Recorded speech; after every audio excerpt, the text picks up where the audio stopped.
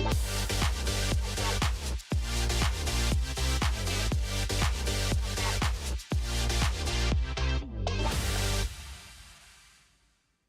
morning, everybody, and welcome to Adamerca. And hi, my name is Hasna Rohani as your host for today. Live from Adamerca, this is PTE Academic 101, your ultimate guide to mastering the one of the most widely accepted English proficiency tests for U.S. college and university admissions. Today, we'll explore everything you need to know about PTE, from test structure and scoring to top tips for acing it. Whether you're planning to study abroad or just want to boost your English skills, this session has got you covered. But before we begin, I have here a little trivia quiz for you.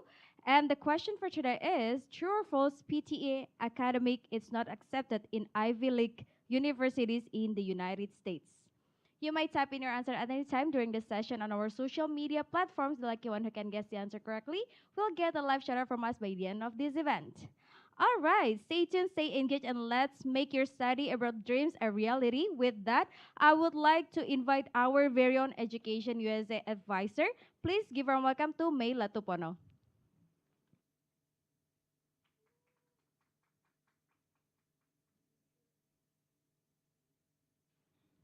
Oke, selamat pagi semua. Good morning. Thank you for coming in this Saturday morning. I know you guys have a long weekend, and we really appreciate your enthusiasm to still keep studying during this sunny day before you go ahead about your day. But yeah, please allow me to introduce myself. I am May, one of the Education USA advisor here at America. Um, Anyone here knows about Education USA? No? Okay. So we are here as an advising network under the U.S. Department of States. We are here to help Indonesian students who are thinking or planning to study in the U.S.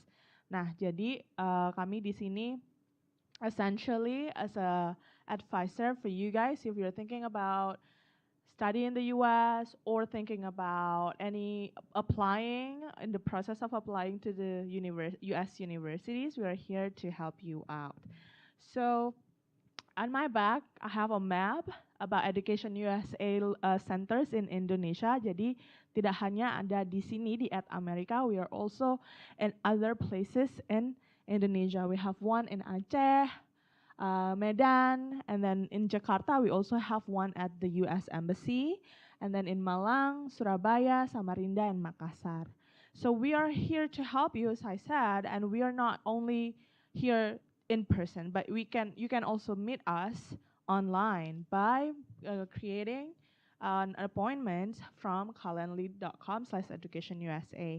So you can meet us everywhere, according to your schedule. We can talk about researching your options to study. We can help you about your scholarship options. And then if you're thinking of applying and you're in the process of applying, we can help you review your essay or CV or resume. We can also help you to prepare your departure, which we will have in July. We have an annual event called Pre-Departure Orientation. But aside from that, we can also meet on a session.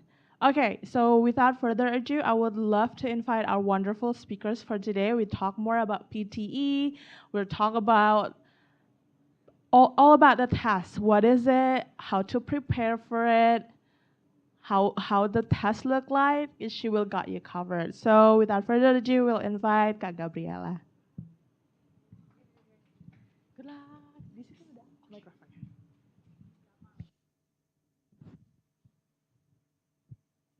Hello.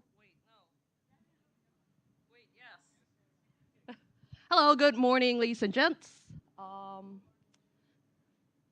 My name is Gabriella Ong, and I am the Assistant Director of Studies at the Indonesia Australia Language Foundation, Jakarta.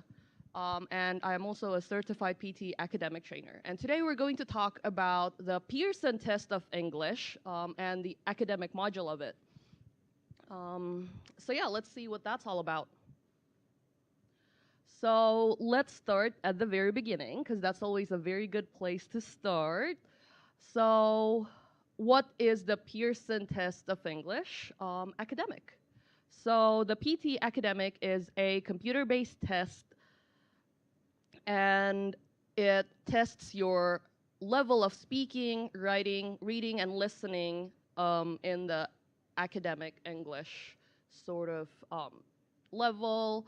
And then the test is approximately 2 hours long. It's 2 hours and 15 minutes long, to be precise, and there are no scheduled breaks. So it's just one continuous session of sitting down in front of a computer. It is also conducted at a test center, so you have to go into a test center to take the test. You will get the results in about 2 days, and most of it is also scored by AI, and there are a couple of question types that are scored by human examiners, and we're going to talk about that in a little bit. So, who is the PTE Academic for? So, the PTE Academic test, because it is an academic test, it is for people who plan to study abroad in universities abroad, foundation level programs, or master's or PhD level studies. And in the US specifically, if you are planning to work as a nurse in the US, you can also take this test because this test is recognized by the US Board of Nurses. Now let's also talk about how the PTE is scored. So the PTE test has an automated scoring system for 20 different question types, and this is all done by their special AI system called the Pearson technology. So this has been tested by Pearson, the publishing company. So there are 2 types of scores that you will get as part of your test, as part of your score report. So you get your overall score, which is how you do overall, like in general. And it is also broken down into your communicative skills scores. So communicative skills means speaking, writing, reading, and listening. So the lowest score you can possibly get is 10, and the maximum score in this test is 90. Now, some questions are integrated skills questions, which means that in one question, you're tested on your skills for example, of listening and writing at the same time. So in those question types, your score in that question will contribute to the score of both skills. Now, there are also human examiners involved in the PTE, and the human examiners are responsible for checking 2 things. So if there are any anomalies, so that means if any of your scores look unusual, so they will involve a human examiner just to make sure that the AI is on the right track. And there are also 2 question types where a human examiner will check the content of your responses. So that's for describe image and retell lecture. And we'll cover more of that later. Now, before we go further into what the test itself is, let's also talk about where you can take the test, right? Because this is also very important. So today specifically, we're going to talk about the PTE Academic test, but there are also other versions of it, like the PTE Academic UKVI, the PTE Home, PTE Core, and you can also take all of that with us at the IALF every Wednesday at 9 a.m., Thursday 1 p.m., and Saturday we have 2 sessions at 9 in the morning as well as 1 in the afternoon. And this is all at our Gading Serpong Center, so IALF Gading Serpong, which is located at Paramount Rodeo B10 C1011, so that's the address. We're in Gading Serpong, Tangerang. So that's what the building looks like, just so you don't get lost if you choose to take the test. Now let's go back into how the PTE is scored. So there are several different ways that different types of questions are scored. So obviously you have correct or incorrect questions. So this is like multiple choice, for example, where there is only one correct answer. And if you don't get it right, you get 0 points. Other than that, you also have questions that are partial credit questions. So this is further split up into 2 different types. So the first type here is correct, partially correct, or incorrect questions. So In these question types, your answer can be fully correct, or you can get a partially correct score or incorrect. Now, for some speaking and writing tasks, there are several different categories that your responses are scored. So let's have a look at that diagram right there. Now, so for example, for write essay, well, it is a question type where you will have to write an essay. So first of all, your essay will be looked at for its content or its form, right?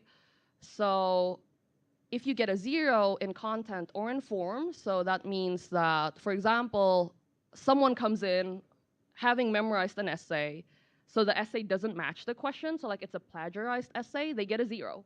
And if they get a 0, that means that the scoring stops there. However, if the score is greater than a 0, then other parts of the essay are scored for things like vocabulary, spelling, grammar, development, structure, coherence, so coherence and cohesion, and the general linguistic range, so that means how many different academic words are used, different grammatical structures, and so on. Now, all of that, so content, form, vocab, spelling, grammar, and so on, the score from all of that are combined into a total score, and that contributes to both your communicative skills score, which is your writing score, as well as your PTE Academic overall score. So that's how it works. Now let's also have a look at what you get at the end of the test, which is your test taker score report, which I think is probably the most important part of the test for all of us here. So this is what the test taker score report looks like. Yeah, obviously there's your photo at the top and your name and your test taker ID. And then you can see your overall score there. And then it's also broken down into different communicative skills. So as you can see, your communicative skills score is not necessarily the exact same as your overall score. Now, other than that, you also get a further breakdown, which is a skills breakdown. So in addition to your scores in listening, reading, speaking, and writing, you also get a bit of breakdown of your scores in grammar, fluency, pronunciation, spelling, vocabulary, written discourse. And it also tells you a bit about the test center as well as information about you. So the university that you're going to can get to know a little bit about yourself just by looking at that test report form, at that score report. Now, another feature that makes the PTE special is that if you go on My PTE, which is the web portal where you can also access your scores, you will be able to see your skills profile. And this is also the web portal that you go in to register for the test. So on My PTE, in addition to being able to see your scores, you will be able to see your skills profile. So these are based on how you perform in different question types. And if you click on a skill, it will show you a description and like a breakdown of what the skill involves and what you can do to get a better score the next time. So for example, if you get a score that you're not very happy with, or if your score in the first test is not enough to go to the university of your choice, you get a list of recommendations that you can do while you're studying, so the next time you take the test, you'll do better. Now, let's also talk about how you may be able to use your PTE academic scores. So this is not a pass or fail test. So every institution, so every university, every organization have their own minimum scores. So what I have up here is just an example of typical minimum scores from institutions.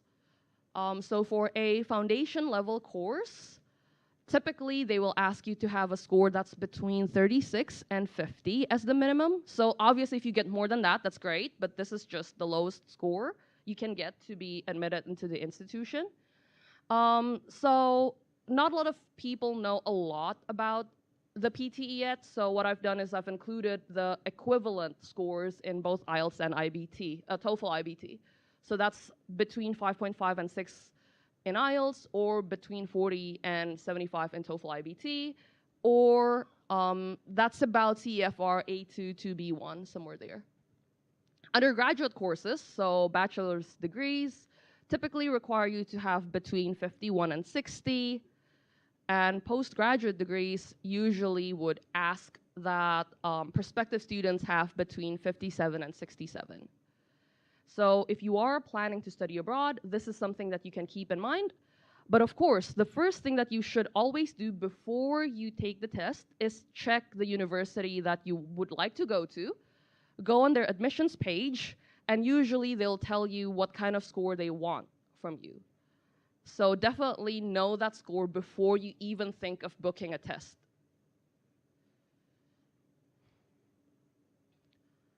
Right, so now let's get into the technical details of the test. Because this is a computer-based test, so these are the different ways that you can answer different question types.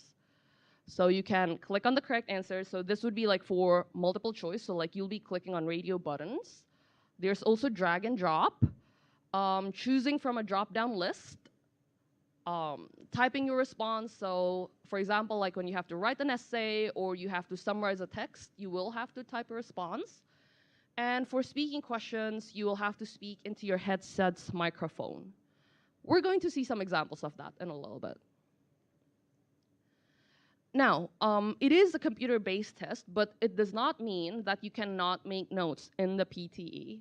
So the test center will give you an erasable booklet. So it's basically like a little plastic sheet where you can make notes, and then after you finish with your notes, you can erase it. That's what it is. So yeah, it's just like making notes on paper. And there will also be time to check your keyboard and headset before the test begins. So make sure that all of your equipment that are provided by the test center are working. So if anything goes wrong during the test, all you need to do is raise your hand and the invigilator will come and help you sort it out. So also, some more technical details, just so you know what you get into, right? So this is what the response box looks like when you have to type in your answer. So obviously that's the text box right there. And then keyboard shortcuts, instead of having keyboard shortcuts, you use those buttons right there. So if you want to move text around, you use cut, copy, and paste. And this is very handy because there is an automated word counter at the bottom. So you can look at the total word count. Also, you will be able to see how much time you have left for that particular question. And once you're done, like for example, if you finish responding to the question before the time ends, and you think, oh, you're good, like you don't want to spend more time on that question, you can just click next. Oh, wrong button. Right, so now this is how listening and speaking work. So on the left side there, you have the microphone status box. So that's for recorded answers, for speaking questions. So it will tell you what the current status is. Now, it will say preparing before the microphone actually opens. And then it also has like a little countdown, like in the test. So make sure that you don't start speaking before the status box says recording. If you start speaking before the microphone opens, your answer will not be recorded.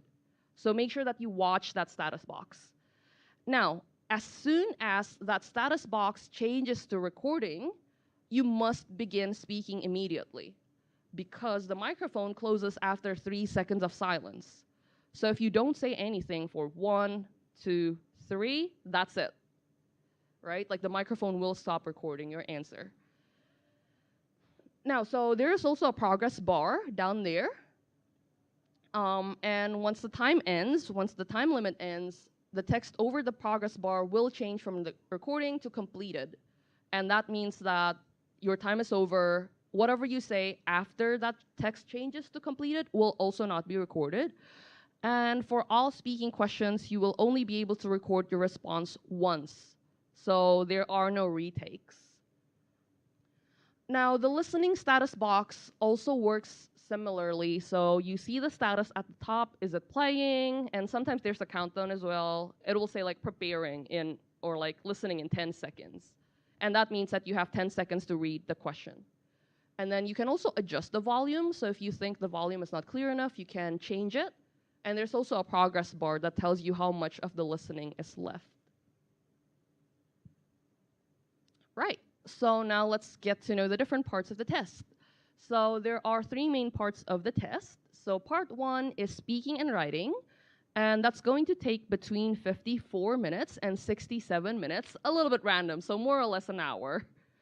And then the next part after that is reading, which will take more or less 30 minutes, and listening is the same. It will also take about half an hour. And you will have to do all 3 parts in one sitting. So let's start with speaking and writing. So as we talked about just now, it takes between 54 and 67 minutes. There are between 28 and 36 questions in total, so this changes with every test. And there are 7 question types in total. So after this, we're going to get to know those different question types. And yeah, that's what the setup looks like, right? Like you have the erasable note board down there. It seems like the pointer's not working, but you know what I mean. You know, that bit over there is the erasable note board where you can make notes. And then you have your headset, and then that's the computer. So these are the different question types in speaking. So first of all, you have personal introduction, and then you have 6 or 7 read aloud items, followed by 10 to 12 repeat sentence items. And then you have 3 or 4 describe image items, and then 1 or 2 retell lecture questions. And the last part of speaking is answer short question, and you have 5 or 6 of those. So speaking test items are scored on 3 different things. So the first thing that you're scored on is content, and this will depend on the question type, obviously. But other than that, you're also scored for oral fluency, and that means whether you have good rhythm, good phrasing, and whether you're pausing a lot. So the less you pause, the less you hesitate, the better your score will be. And then finally, obviously, because it's speaking, you will also get a score for pronunciation. So this means that you have to pronounce all of your vowels and consonants clearly. And also you have to use features like connected speech, like are you connecting one word to the next word? And also word stress, sentence stress, things like that. Now, let's get to know each question type as well. So the first question type will always be personal introduction. So this is what it looks like on the test. At the top, as you can see, you get the instructions. With any test that you do, like in the world, including the PTE, you must make sure that you read the instructions because you want to make sure that you're taking the test and answering the questions correctly. So it says there, read the prompt below. So you have 25 seconds to prepare, which means that you can make notes on the erasable note board booklet, and then you have 30 seconds to record your response.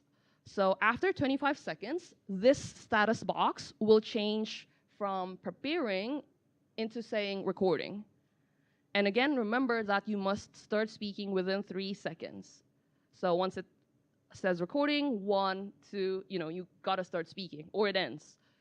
Now, personal introduction is actually not scored. However, your response will be sent to institutions of your choice. So if you're applying for, like a position at a university, this response will be sent to your university. So the people at admissions can listen to your answer. So here are some tips for personal introduction. So for this question type only, honestly, I strongly recommend that you prepare your response before the test, because this question will never change, and presumably you as a person will also not change. So like you're going to be the same person each time you take the test. So might as well, right?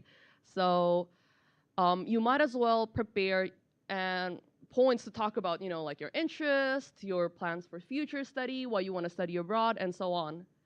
So feel free to pre-plan this so you can go into the test and then feel very confident that you'll ace it.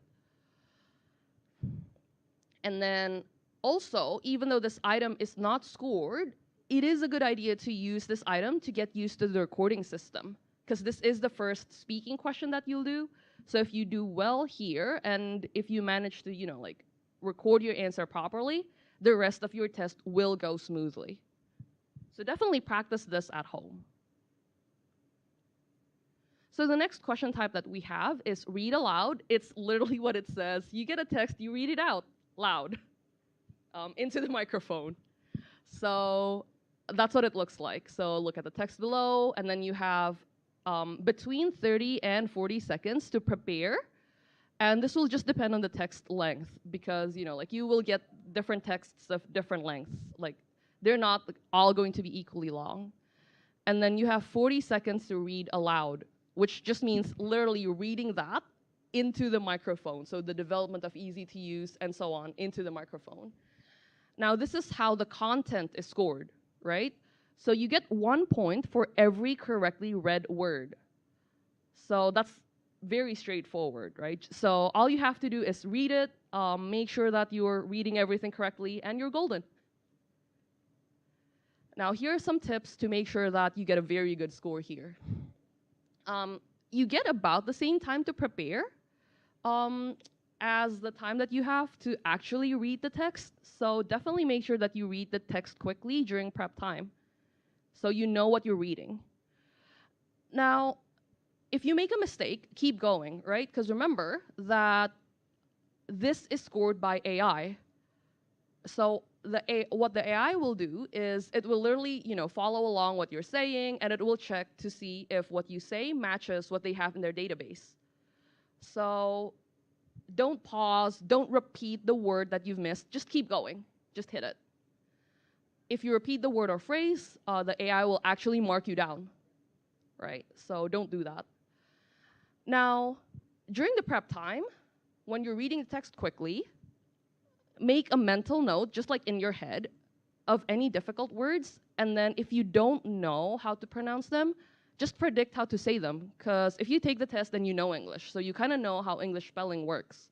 So use that knowledge to your advantage. So those are 3 things you should do. Oh, I have actually one more tip that's not on there.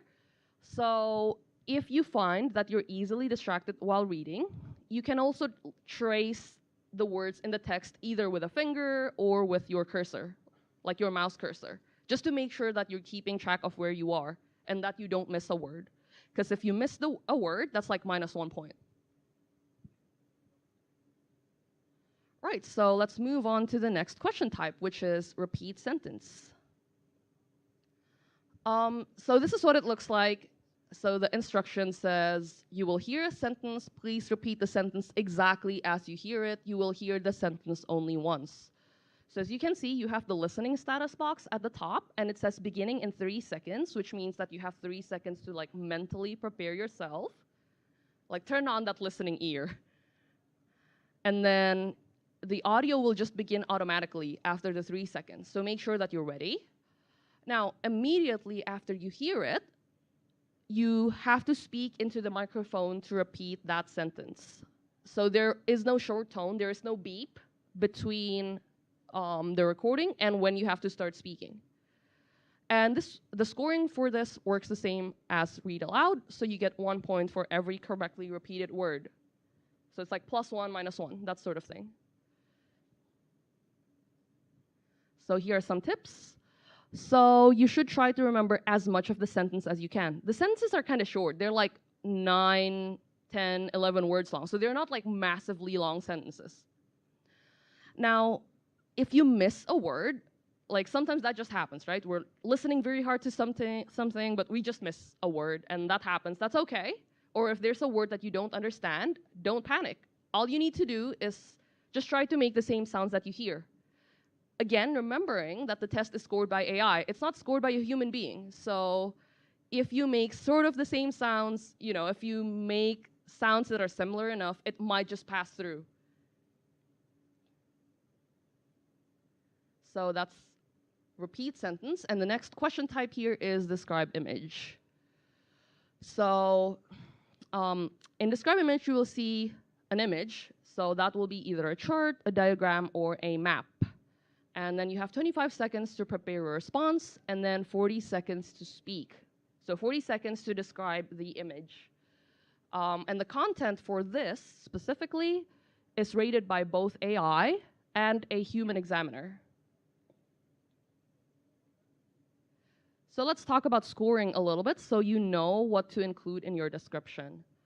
So in 40 seconds, you must describe the key elements in the image, as well as the relationships between those key elements. And then you should describe either the developments or any conclusions or any implications. So here are some pro tips. So here is a suggested structure for your response. So always begin with an introduction. So that's how you introduce what the image is. And then begin with an overview of what the image is all about. So just like a general description of the image. And then you go into the details. So after you describe the details of the image, then you end it all with a conclusion, or you describe the future implications. So that will just depend on the image. Now, make sure that you don't memorize from a template, right? Because if you memorize a template, you will automatically get a 0 in content. So what's the difference between a template and a structure? So a structure is that, introduction, overview, details, conclusion. A template is a thing that you search up online that says, always start by saying, this image shows this. And in the overview, we can see, like exact words. You don't want that because you will automatically get a 0. All right, so the next question type is retell lecture. So in this question type, you will hear a lecture. So again, it's listening plus speaking. And sometimes you will see an image about the lecture, just like what's on the screen right now. So after you hear the lecture, you have 10 seconds to prepare your response.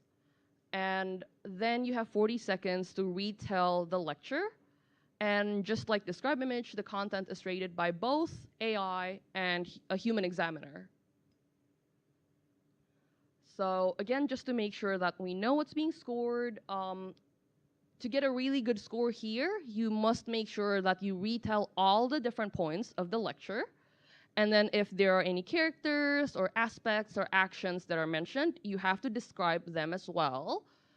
And then if there are any developments, like events that are happening in the lecture, include that in your retelling. And don't forget to end it all with the implications or the conclusions. Again, just depending on what the lecture is. Again, so some pro tips. Here is a suggested structure. So begin your retelling of the lecture by describing the topic. And you get a hint sometimes in the form of the image, right? Like the picture right there tells you that the lecture is going to be about how participation is positive for women. Participation in what? You'll just have to listen to the lecture to find out. And then with all summarizing question types, always begin by retelling what the main idea of the text is, in this case, the recording. So begin with a topic sentence, and then describe the supporting details that you hear, as well as the conclusion. Okay, so the next question type, and this is the last question type in speaking, I think. So that's answer short question.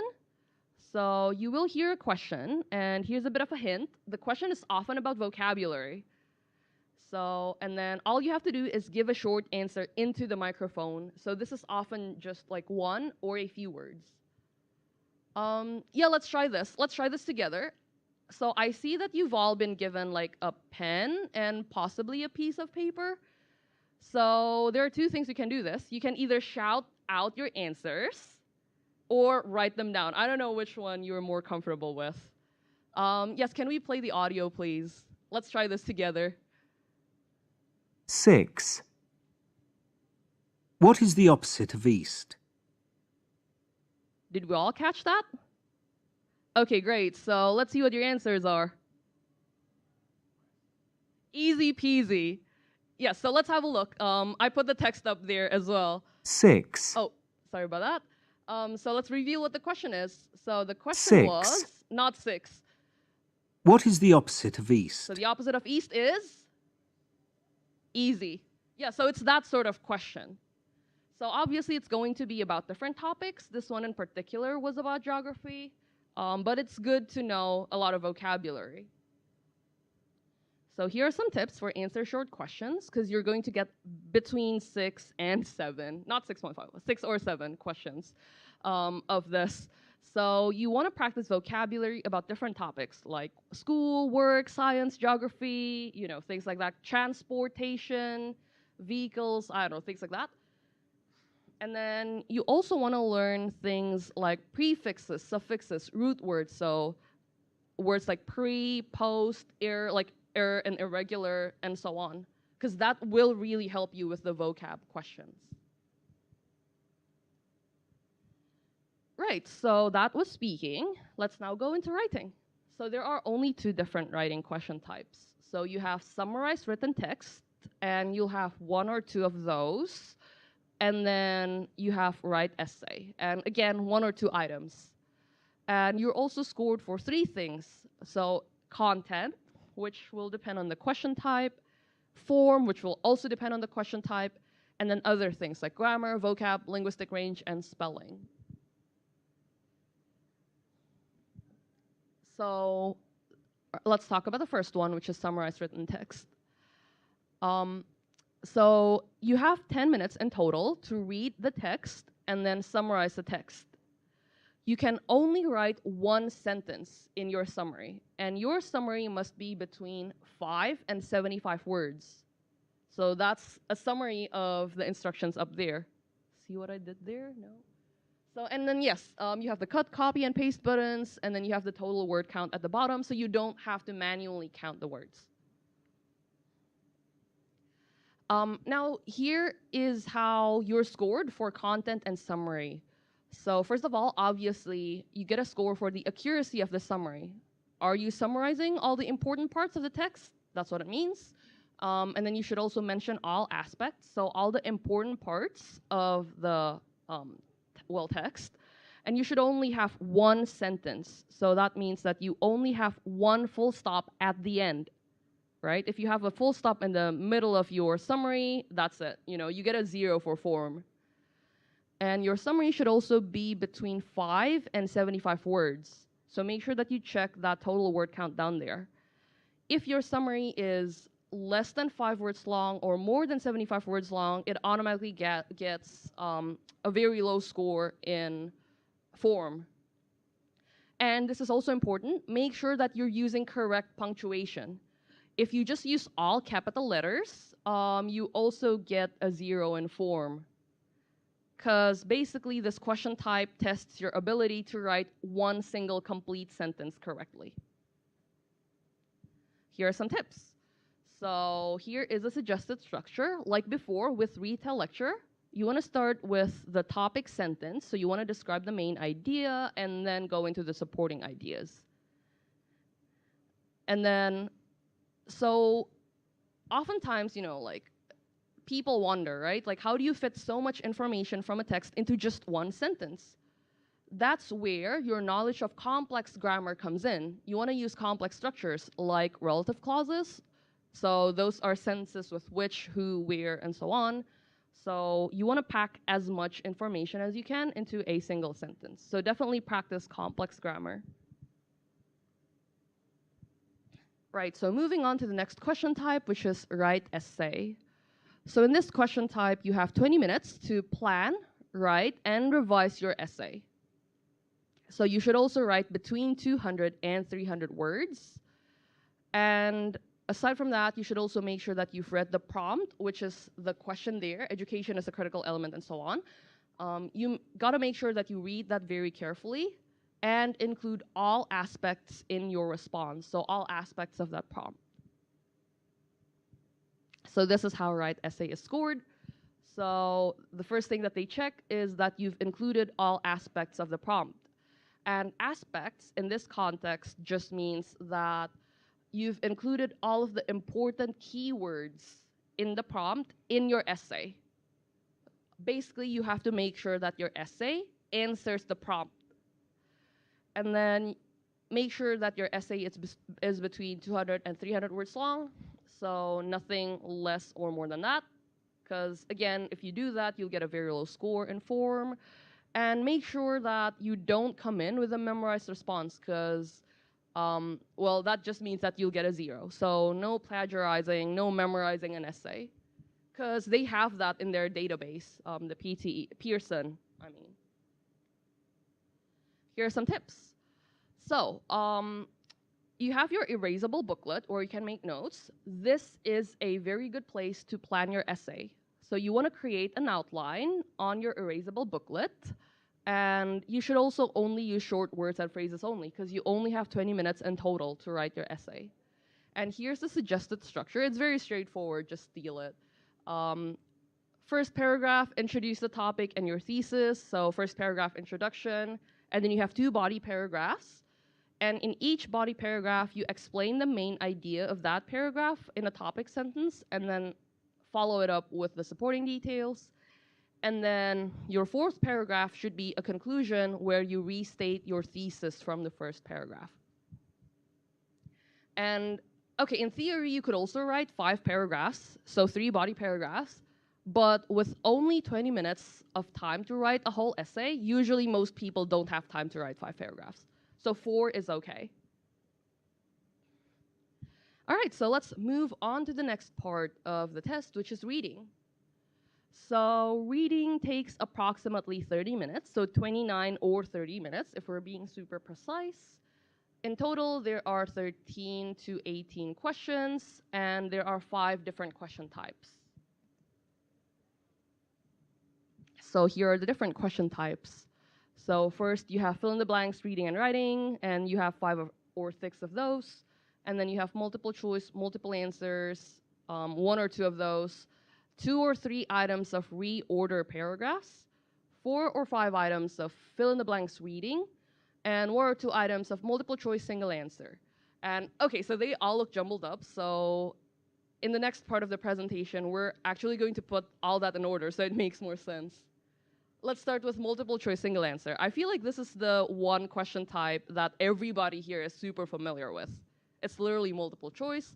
So you get a text on the left side of the screen, you read the text, you answer the multiple choice question, so you pick 1 correct answer, and the scoring is just 1 or 0. You know, is your answer correct or is it incorrect? Now, here are some tips to do this very effectively. So you want to note the keywords in the question and then match them with the same words. So either the same words or a paraphrasing of that word in the text. So that way you don't have to read the entire thing. Another thing that you should do is evaluate the response options. So you have 4 of them right there. And then you want to eliminate options that are probably incorrect. And that way, if you don't actually know what the answer is, you're able to make an educated guess. Now, here is basically multiple choice on steroids. So multiple choice, multiple answers. So you have to read the text again, and you want to select 2 or more correct responses. So again, text on the left, question on the right, and then you have 5 different options, and you have to select more than 1. So there are 2 or more correct answers. However, the test will not tell you how many options are correct. So it can be 2, it can be 3 or 4, you know. But it's not going to be all of them. Now, here's where the scoring comes in. It's partial credit. So you get 1 point for every correctly selected option, and it's -1 point for every incorrectly selected option. And that's why you don't want to choose all of them, because if you choose all of them, your score will just cancel out. Don't want to end up with a 0. Now, so here are some tips. So you want to note any repeated words in the options. So in the 5 things there, you can see that you have multi-grade classes come up in all of them, really. So you know that that's a very important thing that you want to look out for in the text. Another tip for this is you want to be able to identify facts and opinions in a text. because if you look at the question there, I don't know if it's super clear from where you guys are sitting, but it says which of the following statements can be concluded about primary classes. So you're looking for conclusions. So you want to be able to tell that apart from like straight facts. Right, so the next question type here is reorder paragraphs, and this should be kind of familiar as well. So you have several sentences on the left side in the box, and they're all jumbled up, so they're not in the correct order. All you have to do is restore the order. You have to reorder the sentences into a correct paragraph. Now, there are two ways that you can do this. So you can just drag and drop with your cursor, or you can click on a text box and then click on the arrow to move it to the box on the right side. So either way works. And then you can also use the up or down arrows to reorganize if you need. Here are some tips. Again, keywords, very important. You want to make a mental note of the keywords in each sentence. And then you want to use pronouns, so he, she, it, they, that, those, as well as linking words and phrases. So things like but, and, so, however, therefore.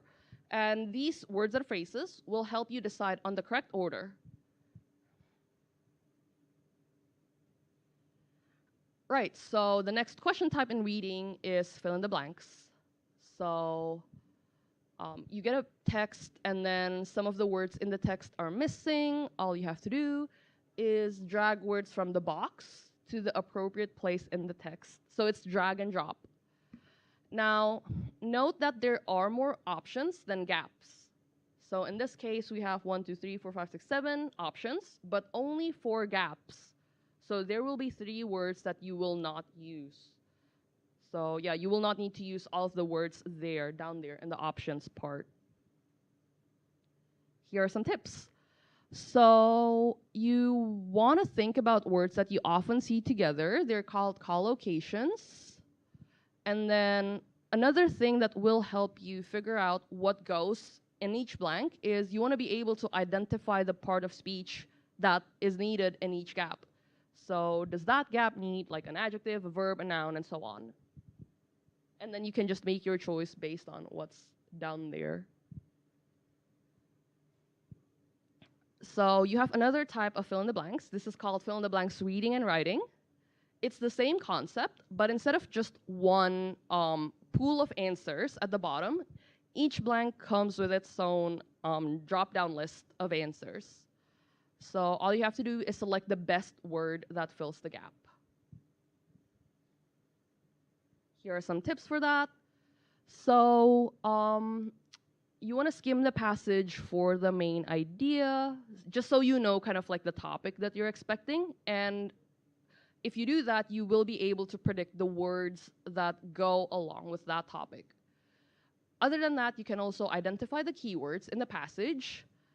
And as you're selecting the correct answer, make sure that you're reading before and after the blank to help you identify the correct word. Because again, collocations. You want to make sure that the word goes together with other words around it.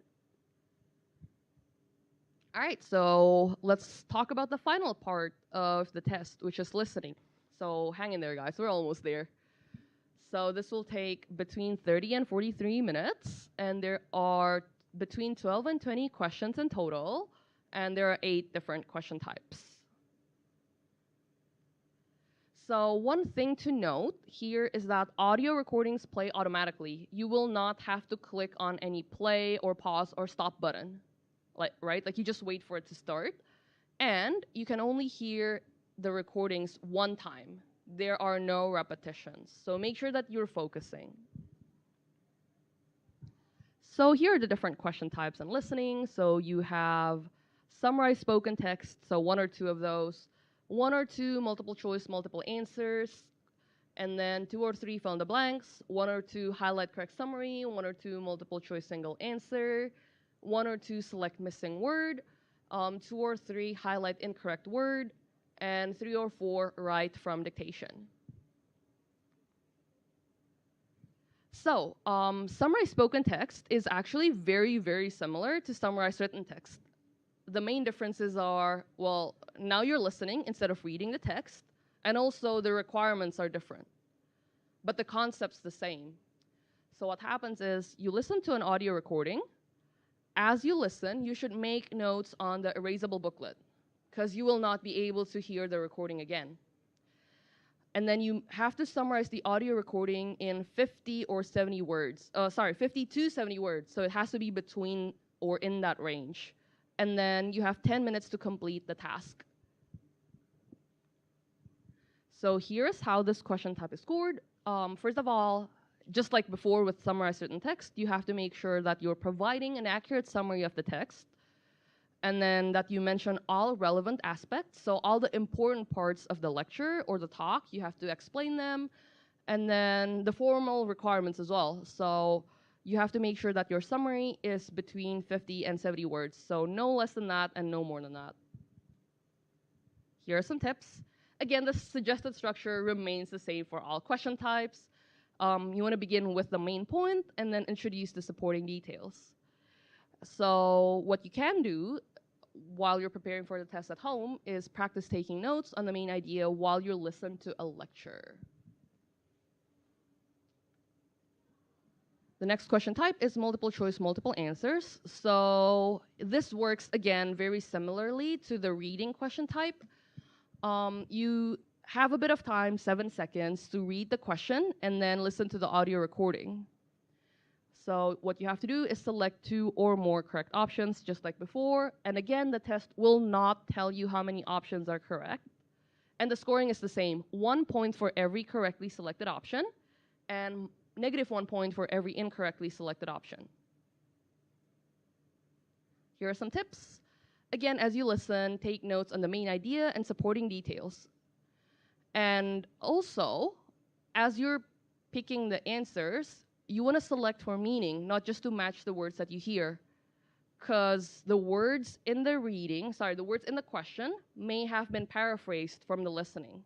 So they might use synonyms, is what it means. Like they might use other words that mean the same thing. We also have fill in the blanks in listening, but this time it's a bit different. So all you have to do is listen to the audio recording, and then you have the transcript down there. All you have to do is fill in the gaps with the word that you hear in the recording. So there are 2 ways that you can move between gaps. So you can click on each gap, but if you think it's difficult to move from your keyboard to your mouse, you can also use the tab button, which is usually on the left-hand side of your keyboard. Why did I say that? Everybody here knows how to use the keyboard, but but yeah, if that's more efficient, you can do that. And the next question type is highlight correct summary. So what happens here is you listen to an audio recording, and then you select the summary that best matches the recording. So there are 4 of those. So this is basically multiple choice, but instead of very short answers, you get a whole summary. Now, so here are some tips to help you tackle this question type. So as usual, make sure that you make notes on the erasable booklet as you listen. So these 4 summaries will always be in that structure, main idea and then supporting details. So when you make notes as you listen, make sure that you also use the same structure. That way, when you actually answer the questions, all you need to do is match your notes with the options. And the reason why you want to do that is that you only have 10 seconds to prepare, so you don't actually have time to read all of the options before you listen. Right, so the next question type is multiple choice, choose single answer. So again, you listen to the recording, read the question, select one option, and it's either correct or incorrect. So very similar to the reading. Pretty straightforward, this. Now, so before you listen, here are some tips. I forgot to say that, but yeah, here are some tips for this question type. So before you start listening, before the recording begins, you want to read the question to help you focus on important information. And again, this means that you want to mentally note the keywords. So in this case, we see the word media coming up in every single option, which means that the recording will be about that. So that helps you anticipate the correct answers. And then, again, skim the questions and the options to identify the topic before listening. So that's what we just talked about. The next question type in listening is select missing word. So what happens is you listen to the audio recording, and then the last word or phrase is missing. So at the end of the audio recording, the sentence will cut off, and you will hear a beep, and then you have to select the best option to complete the recording. So to replace that beep. So what you want to do to prepare for that is you want to review linking words and phrases like so, therefore, because, however, nevertheless.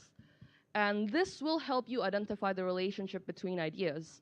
So if you know what to expect, like for example, oh, I heard a however, so I need to pick an option that contrasts with what I heard.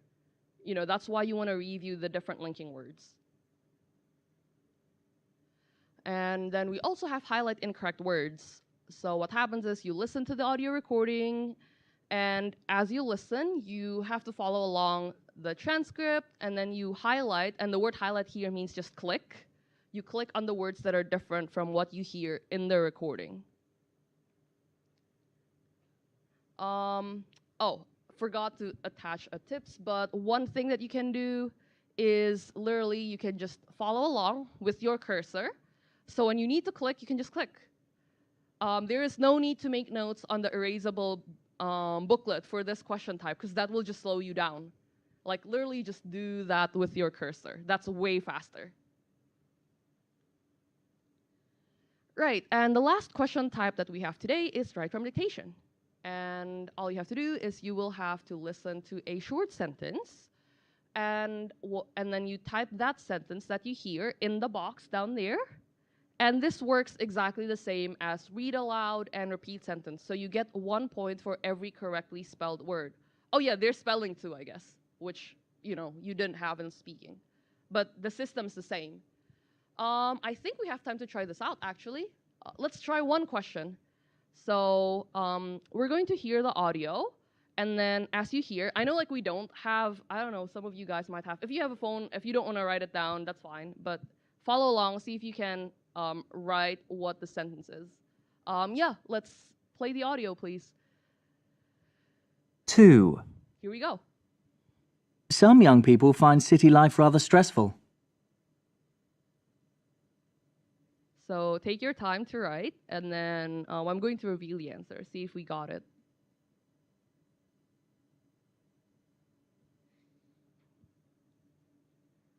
All right, did we all catch that? What was your answer? Okay, let's have a look at it together. Let's see if we got it all. 2. Some young people find city life rather stressful. Right, so that is the answer. So give yourself 1 point for every word that you write down correctly. And here are some tips for that. There are 2 approaches for this, and the reason for this is there are 2 different types of people. I don't know if you guys type faster than you write. Which one is faster, typing or writing? Typing? Okay, great. Quite a lot of us pick typing. If typing is faster for you, then don't bother with the erasable booklet. Just start typing as you listen. However, if you feel more comfortable making notes by hand, use the erasable booklet for that, right? And you can also use like the shorter versions of the words. You can abbreviate because you will have extra time to like retype your answer. So if you find it easier to just make notes, you do that. So there are 2 options. Now make sure that you write every word that you hear. Again, because it's a +1 sort of system, for every single word that you spell correctly. And it's totally fine if you don't catch every single word, because if it's like a 10-word sentence, if you get 9 of them, that's great. And you can actually use your knowledge of grammar and vocab to guess the missing words. So don't just leave it out. Don't just like leave a blank. Use your knowledge, use your knowledge of English to make it a complete sentence. Oftentimes, it will help. Okay, so those are all of the different question types. Now let's talk about how you can prepare for the test.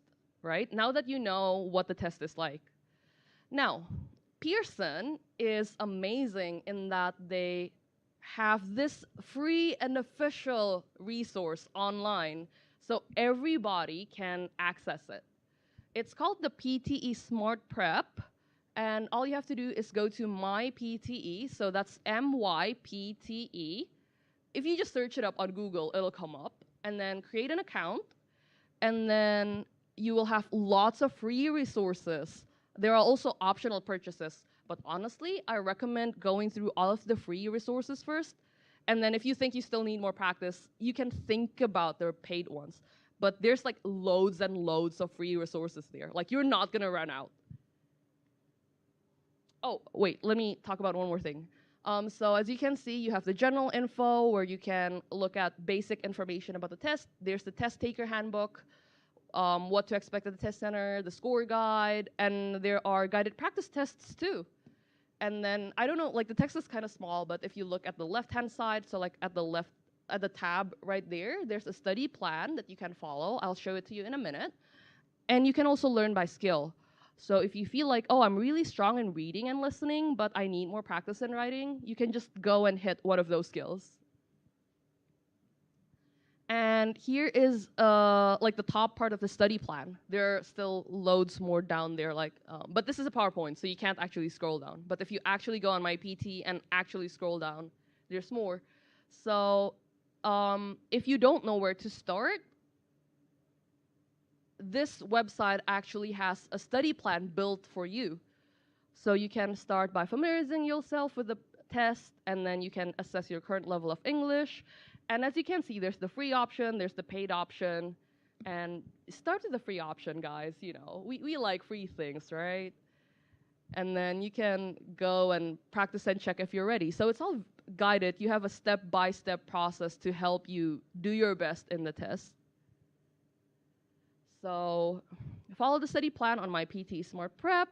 Always, always, always check pearsonpte.com for updates about the test. The test is relatively new, so oftentimes there are like new updates, like the addition of the human examiners for describe image and retell lecture. That was very new. That was November 2024. Like, so November last year it was added. So you want to check the official website and only the official website for new info, because sources outside of that may not be accurate. You can also use everyday materials to practice. You can use videos and podcasts to help you practice things like repeat sentence or write from dictation or summarize spoken text. And you can use online articles to practice things like read aloud and summarize written text. So here are just some examples of that. And finally, oftentimes when we are preparing for a test, it really helps to get feedback from an expert teacher, right? So you can sign up for a PT preparation course, group, or private. So several institutions offer this, including, well, the IALF, where I work. So we have group and private classes, and not only us, like other institutions have that too. So look at that, make sure that you're getting expert feedback, and also make sure that you're getting feedback from certified teachers. So ask wherever it is that you plan to take lessons, whether their teachers are officially certified by Pearson, because officially certified teachers have official information from Pearson themselves. So it really, really helps. Yeah, especially with question types like write essay, summarize things. You want a human, because like the test uses human examiners, you want also a human teacher that's an expert to give you feedback. Here are the references I used today, and you can actually look at them as well, because these are all official sources. So look at pearsonpte.com/PTE Academic. That's where you can get the latest updates about the test. And mypte.pearsonpte.com/learn is where you can access the study guide. And then look at the PTE Academic Test Score Guide, which is how you know how the test is scored. And the latest version was in November 2024 when they added the human examiner. You can also look at the test taker handbook. The latest version for that was in March 2025. Look at the PT tutorial, the PT test tips. I used version 2, which was the newest that I was given. and then PTE Academic Practice Tests Plus to help you practice with past tests. That's all from me. Thank you very much for your attention. Do you have any questions?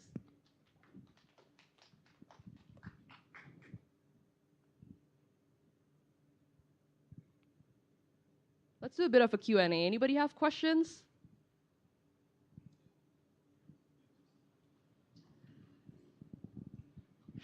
Great. Thank you for the time. So PT is kind of first thing that this is very new for me. The first thing, I don't have any experience for PT tests, and the second thing is if if I am not happy with my test result for the PTE test, can I have like retests or like remark like IELTS test on the PTE? Actually, okay, so for the retest, you'll just pay for another test. And as far as I know, there are no remarks, right? Wait, hang on. I'll direct this to the experts because they're in charge of the PT admin. Yes, there is a rescoring test, but you can request to the Pearson whether you would like to do machine rescoring or human rescoring. So there is an option for that, for the PTE. And you have to pay for that, like in IELTS? Yes, yes. Yeah, around $50. So, thank you, Asapi. So you have to pay 50 USD to request for a remark. Yeah, thank you. Okay, great question there. Do we have any other questions about the Pearson Test of English academic?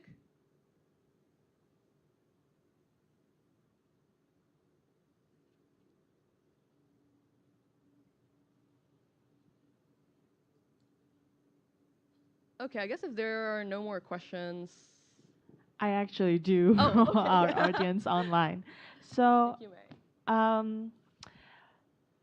I know that this is a very new kind of test for many students or many people. How would you suggest them to do to prepare? Is it okay if they want to go tutoring, or is it possible if they want to study themselves? And if so, I know that you already showed us the website, but is there any other resources they can use? Thank you.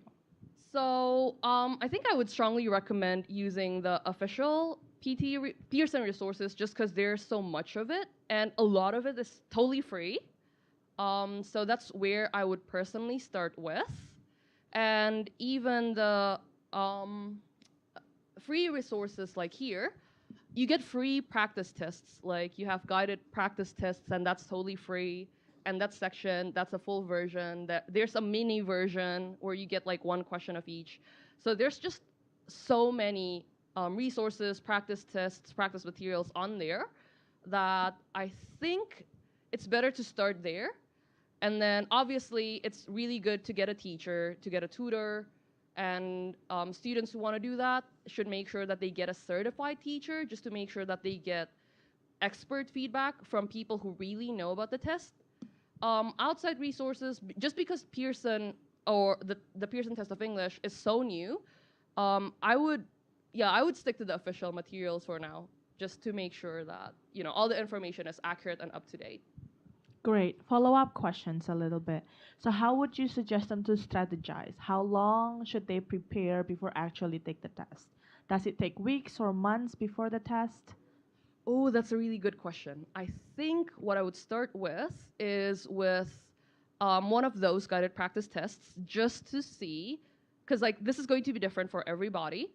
So if you take the guided practice test and you get an acceptable score, or like you're happy with how you do, or your score has fulfilled the criteria that the university asks for, then you're good, right? You don't need, like you maybe only need like a month or two to prepare for the test. However, if you do the practice test and your score is still a little bit far from where you need to be, then that's where I would start considering getting a tutor or maybe planning to study for a few months. Yeah. Thank you so much for the question. Do you have any other questions? Yes. Oh, we have a couple ones, I think. So this gentleman in blue. I wanna ask you, what is perceived level of attendance and recognition of PTA academic scores by university and institution globally compared to other English of proficiency tests like IELTS and TOEFL? Thank you. Sorry, can you say that again? Like, what kind of comparison would you like to hear? Yeah, score. About the scores. Oh, like equivalencies? Okay, I can show you that. Hang on, we're gonna have to go back quite a lot of slides, so bear with me.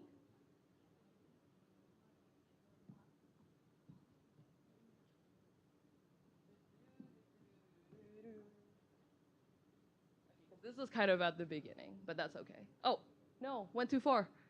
Here we go. So this is the equivalent scores. So a 36 to 50 in the PTE academic test is equivalent to 5.5 or 6 in IELTS, or that's between 40 and 75 on TOEFL IBT. And that's the CEFR equivalent. And so on. 51 to 60 is 6.0 to 6.5 IELTS, or 76 to 89 TOEFL IBT. That's about CFR B1, B2. And then 57 to 67 is about 6.5 to 7.0 IELTS, or 85 to 98 TOEFL IBT. That's about B2, C1 on the CFR scale. Also, if you go online and you go to the PTE website and you download the scoring guide, they have this in a table. Yeah, so it's all there. Okay, thanks for the question. Yes, other questions? I think this gentleman right here. No? I guess another one questions from online audience. Okay, so I know that right now TOEFL and IELTS are still way more popular than PTE. Can you tell us why PTE is a good option other than IELTS? What makes it better? Okay, so the first thing that comes to mind is the test is shorter. So PTE is only 2 hours long. So 2 hours and 15 minutes with all the, everything else. So I feel like a lot of test takers will find that less intimidating. Another thing that is recommended by Pearson is the fact that you don't have to talk about to a human examiner. So all you have to do is sit in front of the computer and say your answers into the microphone. And with all the social anxiety that we all have today, that's a very appealing option for some people. Yes. Thank you. Okay, thank you so much. More questions from the audience?